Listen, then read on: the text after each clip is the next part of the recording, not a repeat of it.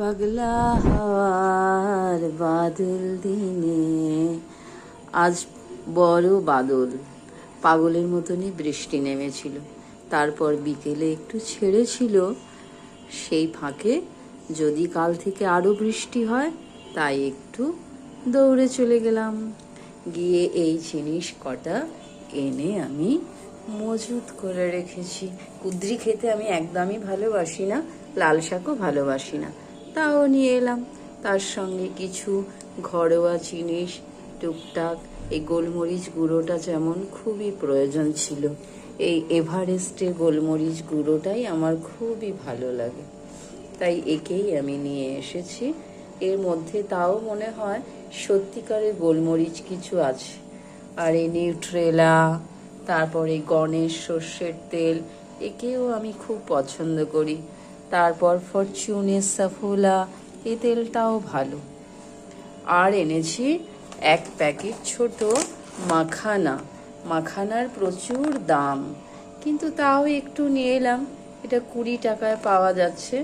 জানি না মশলা মাখানা গার্লিক আছে, ভালো হবে কিনা।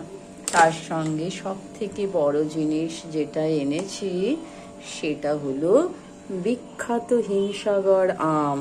কিন্তু আমি যাওয়ার আগে একজন বেছে বেছে সব নিয়ে নিয়েছে, তার মধ্যে থেকেই আমি ছোট ছোট বেছে কতকগুলো নিয়ে এসেছি। আম খুবই সুস্বাদু।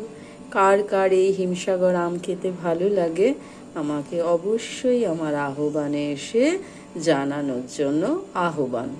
আমাদের গ্রামের বাড়িতে অনেক রকমের আম ছিল, সরি আম, তারপরে বোম্বাই আম, আটির আম, হিমসাগর, ল্যাংড়া, অ্যানফ্যালসাস। কিন্তু আমার সব থেকে কেন জানি না এই হিমসাগর আম খেতেই ভালো লাগে। মনে হয় সুস্বাদু আম, মিষ্টি আম।